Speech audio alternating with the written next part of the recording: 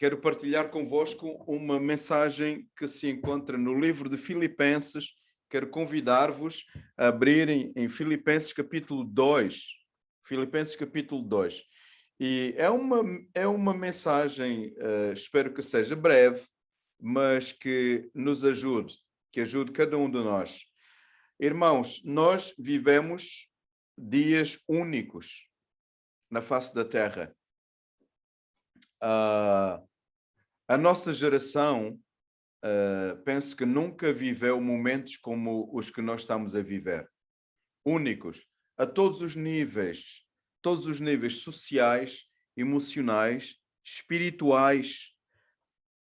Todos os níveis são momentos únicos. Eu tenho 54 anos de idade e não me lembro de ter vivido momentos assim como este.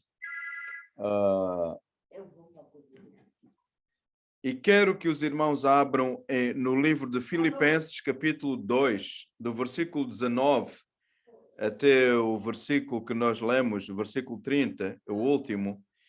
E quero dizer aos irmãos que este livro tem uma história que nos ajuda a vivermos os dias que nós estamos a viver. Filipenses é um livro que foi escrito pelo apóstolo Paulo. Ele estava na prisão. É um dos meus livros favoritos. É um livro das Escrituras que fala sobre alegria. E tem o paradoxo. A vida é um paradoxo. O mundo é um paradoxo. A existência é um paradoxo. Tudo é um paradoxo. Tem algo e o seu contrário. E este livro tem Paulo sendo prisioneiro e ele prega sobre a alegria. Ele está na prisão e prega sobre a alegria. É um paradoxo que ninguém entende, mas a vida é assim. E nós temos que aprender a viver assim. Os dias que vivemos são tão difíceis, mas nós temos que vivê-los em alegria. Temos que vivê-los em prazer. Temos que vivê-los em serviço. E esse é o paradoxo da vida atual. Então, nestes versículos que eu tenho aqui, do versículo 19 até ao versículo 30, eu tenho como tema que servir é um padrão de grandeza. Servir é um padrão de grandeza. Não só deve ser, mas é, de facto. E eu não acho que exista um momento melhor do que o que nós estamos a viver para servir como este. Não há momento melhor para servir como este que nós estamos a viver. Nós precisamos de servir uns aos outros. E aquele que serve é aquele que é grande. Aquele que serve é aquele que exibe o padrão de grandeza. E também eu quero dizer a cada um de vocês nesta noite ou nesta tarde que servir conduz-nos à alegria verdadeira. Há muita alegria nesta vida que não é verdadeira, é passageira, ou é falsa, ou é hipócrita. Mas a alegria verdadeira vem do serviço. E daí vem também o altruísmo. O apóstolo Paulo, como eu disse, ele estava preso quando ele escreve esta carta. E ele escreve esta carta aos crentes em Filipos. Filipos é uma cidade na Macedónia. É muito raro acontecer isto, mas neste caso acontece, é que ainda existe o país. 2000 anos depois ainda existe. Nós temos a Grécia e logo em cima da Grécia é Macedónia. O mesmo país existe. Este é o país de onde surgiu Alexandre o Grande. Alexandre o Grande, o rei, o pai era Filipe, o rei, e então o filho, Alexandre o Grande, exponenciou o seu reinado. Vocês sabem, Alexandre o Grande morreu com 33 anos de idade, chegou à Índia. Alexandre o Grande chegou à Índia. Dá para perceber, então, que a Índia é uma cultura muito antes de Cristo. Mas, como eu disse, então, Alexandre o Grande ajudou a criar esta nação que nós temos hoje, é chamada Macedónia. E nesta cidade, nesta localidade, existia este lugar chamado Filipos. E Paulo está preso e escreve uma carta aos filipenses que viviam em Filipos. Então, a maior alegria do apóstolo Paulo, notem aqui, a maior alegria de Paulo é o bem-estar dos habitantes ou daqueles que pertenciam à igreja em Filipos, na Macedónia. E por que é que isso é relevante? Isso é relevante porque ele está preso. Isto é o oposto daquilo que nós vivemos hoje na sociedade. A sociedade de hoje apela ao bem-estar próprio, mas o ensino de Cristo apela ao bem-estar do outro. E a alegria vem do bem do outro e não necessariamente do meu bem, mas o bem do outro. Paulo estava preso. Estar preso não é necessariamente uma coisa boa. Então, Paulo estava feliz não por estar preso, mas pelo bem-estar dos outros, os seus irmãos lá em Filipos. Agora, por natureza, nós não gostamos de servir. Por natureza, isto é próprio do ser humano. O que é que nós gostamos? O que é que eu gosto? Eu gosto de ser servido. Nós gostamos de ser servidos. O ensino cristão é o oposto. Não é ser servido. O livro de Marcos, como eu ensinei, eu tenho ensinado sextas-feiras, Mateus ensina que Jesus é rei. João ensina que Jesus é homem. João ensina que Jesus é Deus. Lucas ensina que Jesus é homem. E Marcos ensina que Jesus é servo. Por isso temos esse versículo em Marcos. Jesus diz, eu vim para servir. Eu não vim para ser servido. Mas na generalidade da vida, o ser humano quer ser servido. E nós encontramos no livro de Filipenses que servir é que dá alegria, servir é que produz alegria, servir é que traz prazer e não o contrário. Então eu quero dizer aos irmãos que por natureza nós não gostamos de servir, mas a primeira coisa encontramos no versículo 19 até o versículo 24, que o Serafim leu. Notem bem, Paulo diz assim, espero no Senhor enviar-vos brevemente. Quer dizer, há uma urgência no envio. Brevemente eu quero enviar Timóteo, para também eu ficar cheio de ânimo, ou alegria, conforme a versão que vocês têm, quando eu tiver notícias vossas. Vejam, o versículo 19 diz assim, eu espero enviar Timóteo para eu ficar cheio de ânimo. Quando? Quando é o advérbio de tempo, é o acontecimento, quando eu tiver notícias vossas. Então, a alegria de Paulo vinha das notícias dos crentes em Filipos. Paulo queria saber como é que eles estavam. Vocês estão bem? Eu estou alegre. Vocês estão mal? Eu estou triste. E isto é o cristianismo. Quando eu digo isto é o cristianismo, eu não estou a dizer que é isto que nós vemos na igreja contemporânea. O que eu estou a dizer é isto que Cristo veio ensinar. E isto é ser cristão. É alegrar-me na alegria do outro. Quando alguém não se alegra na alegria do outro, não é um cristão. Não é um cristão. Vocês já sabem que eu sou um homem cheio de defeitos, como qualquer um ser humano tem, mas eu sou contundente quanto ao ensino das Escrituras. E ninguém pode dizer que é cristão quando não se alegra com a alegria do outro e quando não se entristece com a tristeza do outro. E é isso que Paulo está a dizer. É como a alegria de um pai. Onde reside a alegria de um pai? A alegria de um pai reside no bem-estar dos filhos. Este é um pai. O contrário não é um pai. Seria um mau pai. A alegria de um pai reside no bem-estar dos seus filhos. Quando os filhos estão bem, os pais estão bem.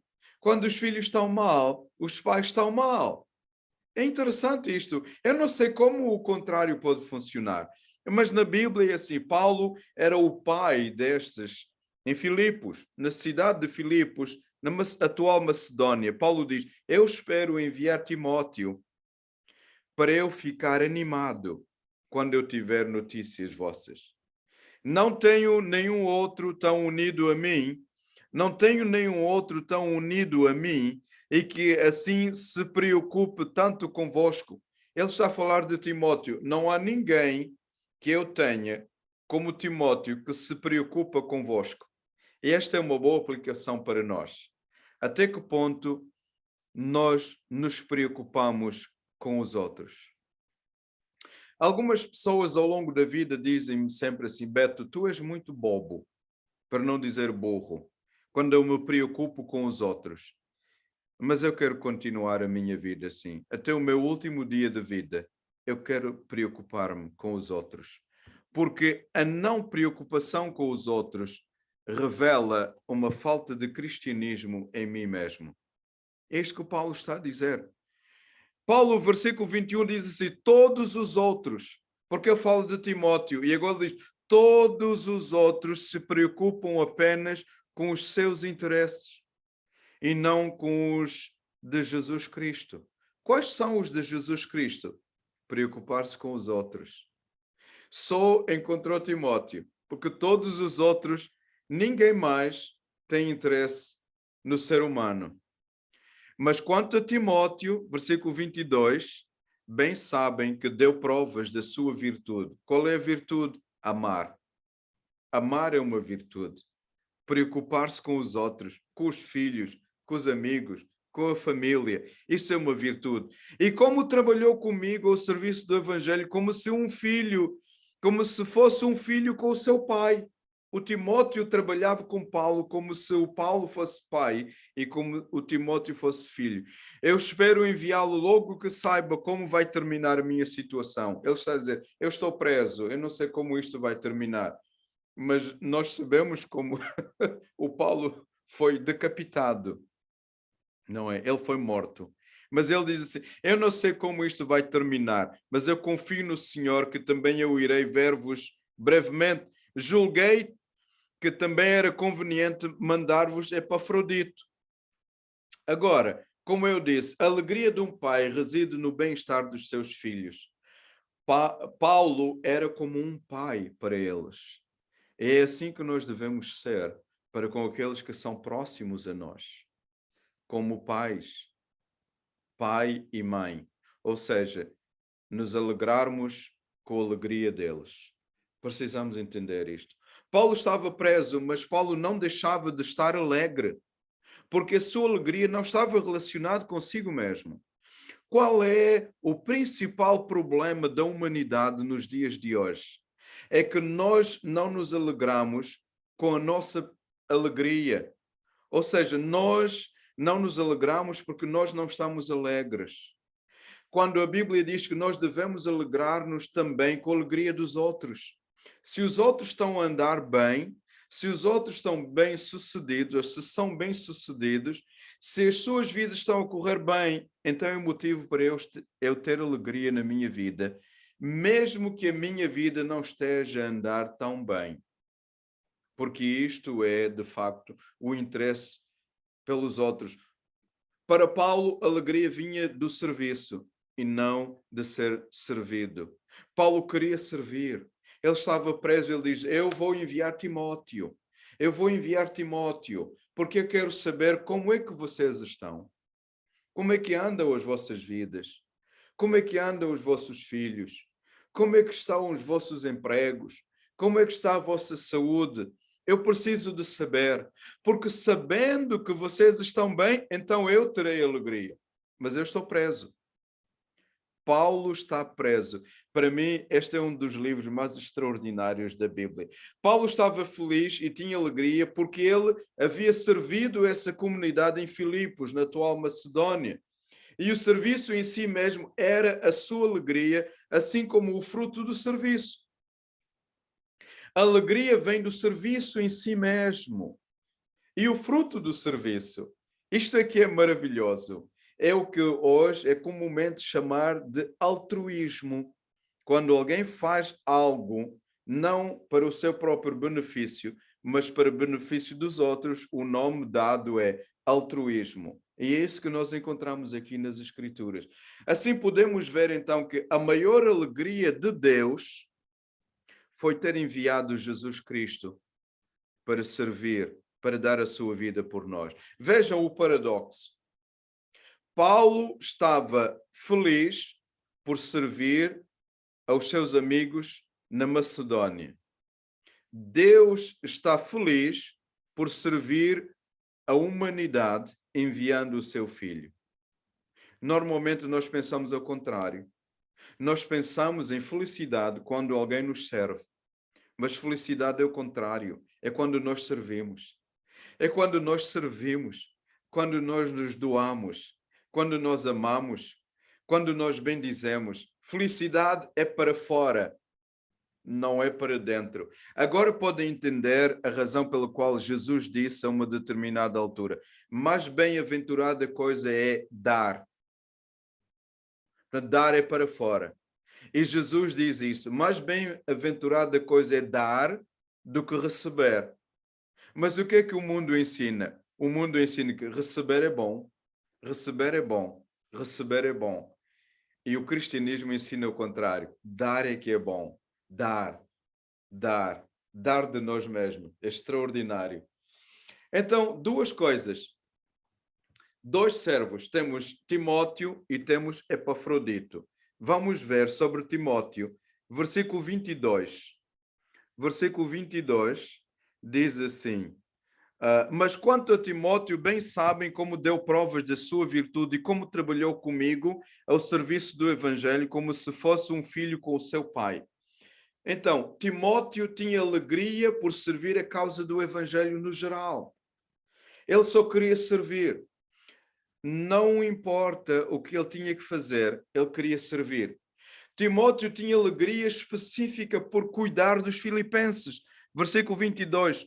Não tenho nenhum outro tão unido a mim e que assim se preocupe tanto convosco. Timóteo estava preocupado. Eu pergunto, qual foi a última vez que te preocupaste com o teu irmão na fé, com o próximo, com o teu marido, com a tua esposa, com os teus filhos, com os teus vizinhos? Qual foi a última vez que te preocupaste com a pessoa mais próxima a ti? Esse é o grande exemplo de Timóteo. A preocupação que ele tinha.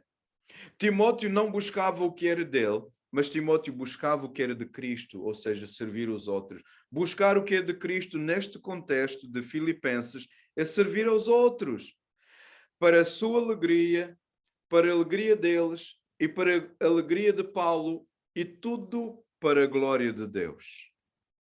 Notem, neste contexto, buscar o que é de Cristo é servir. É servir. Eu não acho altura melhor do que esta, em tempos de pandemia. Há muita oportunidade. Hoje de tarde, quando nós saímos do culto de manhã, dos batismos, almoçamos com a Sofia, com o Nuno, e a Juliana telefonou. Pastor, onde é que vocês estão? Estamos a almoçar em Lisboa. Vamos visitar uma senhora, não é? E fomos visitar a senhora. Tem cancro. Ela tem cancro. Entramos em casa, 11º andar, subimos e a senhora deitada no sofá. Eu coloquei a mão na cabeça por carinho, não por qualquer milagre. Não há poder algum em mim e nem homem algum há poder. E demos carinho àquela senhora. O filho estava presente. Nós precisamos servir. Amanhã ela vai ao hospital. Eu disse ao filho, olha, qualquer coisa, liga para mim. Pede a Juliana o meu número, liga. Eu não faço milagres e homem algum faz milagres, mas as pessoas precisam de carinho. Precisam de carinho. Eu coloquei a mão na testa da senhora. Oh Deus, abençoa esta senhora. Ela tem cancro. Nós precisamos servir.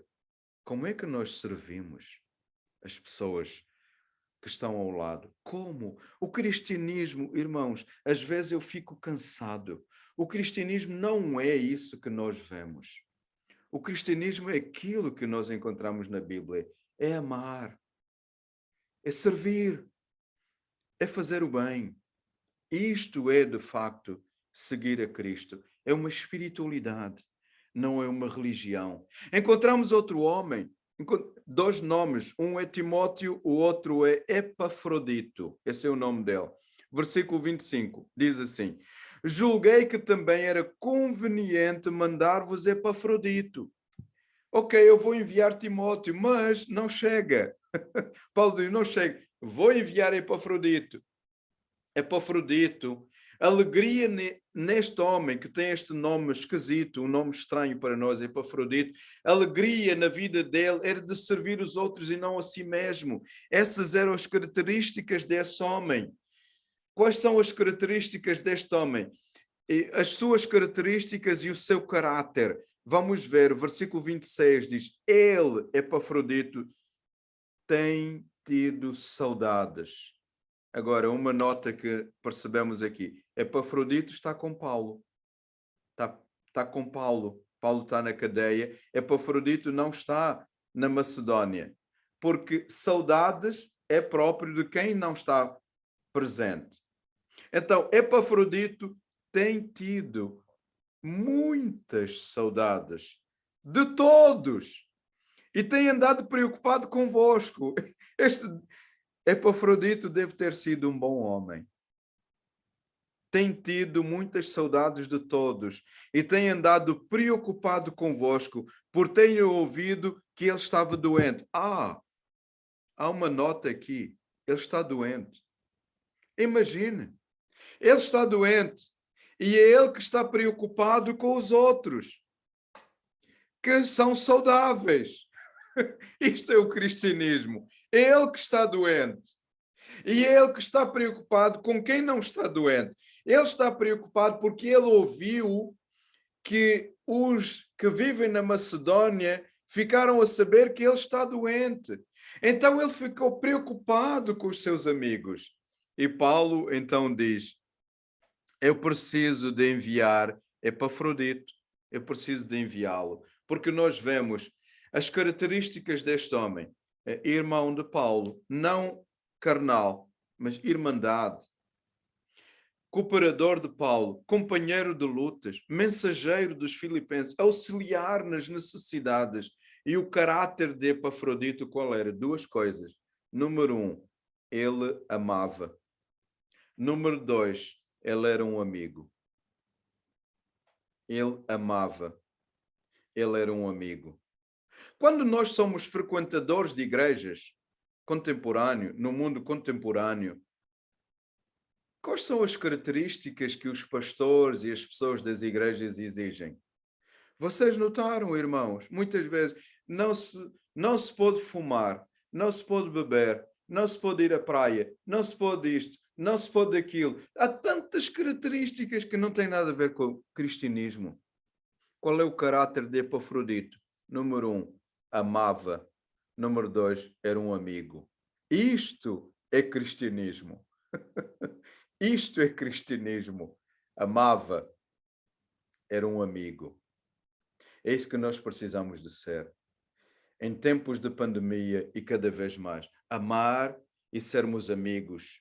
A alegria dos filipenses era o bem-estar de Epafrodito. Notem comigo o versículo 28. Paulo diz, e por isso vou mandá-lo o mais depressa possível. Eu vou mandar este homem. É urgente para que sintam a alegria de o verem novamente e para que eu fique menos preocupado. Porque eu, Paulo, eu estou preocupado convosco, mas eu estou preso. Notem o paradoxo. Eu estou preocupado convosco que estão livres em vossas casas, nas vossas cidades. Eu estou preso. Mas eu estou preocupado convosco. Mas eu estou preso. É um paradoxo. Não existe. Não existe homens assim. Hoje em dia não existe cristianismo assim. Este é o cristianismo puro e duro. Eu estou preso, mas eu estou preocupado convosco. Eu vou mandar Epafrodito, porque eu estou preocupado convosco. É o versículo o mais rápido, para que sintam alegria de o verem. Imagina quando Epafrodito fez a viagem até Macedônia, os crentes ficaram tão contentes ao verem o seu irmão. E Paulo se alegrou com a alegria dos outros. E aqui está o ponto. A minha alegria é ver a alegria dos meus amigos, dos meus irmãos, dos meus familiares, do próximo. Qual é a tua alegria? A tristeza de Paulo era não ter os seus amigos alegres. Notem. A tristeza de Paulo era não ter os seus amigos alegres. Será que podemos ver isto no mundo em que nós vivemos? A tristeza de Paulo era não ver os seus amigos alegres. E é isso que falta no mundo cristão. E temos que lutar contra isto. Nós precisamos de ter alegria na alegria da vida dos outros. Precisamos de ter isto, irmãos. Quando Epafrodito melhorou, Paulo disse que se compadeceu de Epafrodito e dele mesmo, porque Paulo estava triste, porque os outros estavam tristes. E a expectativa deles reencontrarem Epafrodito alegrava Paulo pela alegria que eles iriam sentir.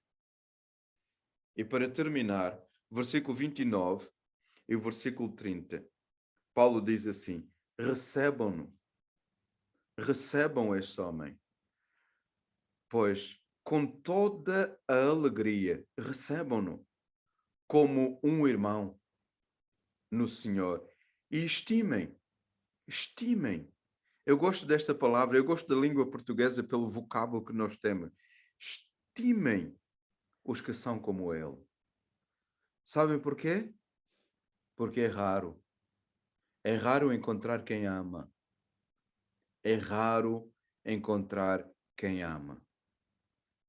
Meus amigos, meus irmãos, Eugênio, Fausto, Juliana, Gláucia, Rita, Gabriela, Nelma, Sara, Adina, todos os nomes aqui. Quando encontrarem alguém que ama, não percam. Agarrem essa pessoa. Não percam.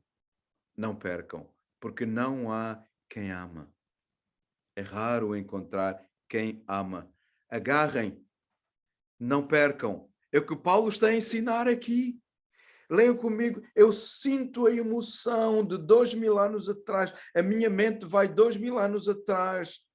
Em Paulo eu sinto. Recebam-no, pois, com toda alegria, como um irmão, e o estimem e estimem os que são como ele.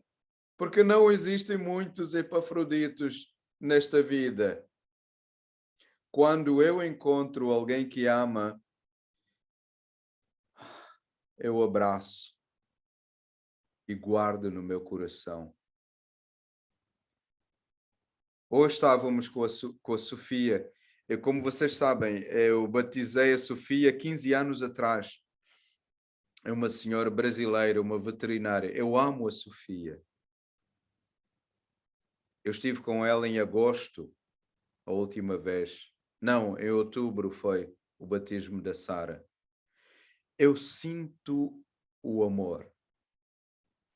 E eu não quero perder essas pessoas. Eu não quero perder. Quando eu encontro alguém que ama, eu não quero perder. E Paulo diz isso: estimem, cuidem. Estimar é bom, é cuidar. Notem o verso 30 e último. Esteve o Epafrodito quase a morrer. Quase a morrer. Ao serviço de Cristo, arriscando a própria vida para me ajudar. Isto não existe hoje em dia. Arriscando a vida para me ajudar, para me prestar o auxílio que me faltava da vossa parte. Sabem, interpretando, quer dizer assim: os irmãos da Macedónia amavam Paulo. Eles geograficamente não podiam demonstrar esse amor. Paulo estava preso milhares de quilómetros de longe. Então o que é que Epafrodito fez? Viajou até lá. Viajou até lá. Orar às vezes não chega. Nós dizemos, irmão, vou orar por ti. Não chega. O Epafrodito viajou até a cadeia. E ele supriu o que o Paulo recebia dos irmãos da Macedónia. O que é que ele recebia? O amor. O amor. Por isso, irmãos, os homens que amam devem ser honrados. Os homens que servem devem ser honrados. Bem-aventurados são aqueles que amam e aqueles que servem. E servem sem olhar a meios em tempos de dificuldades. É aqui, em tempos de pandemia, que se vê quem ama e quem não ama. E quem ama é aquele que conhece Deus. Deus nos abençoe a todos.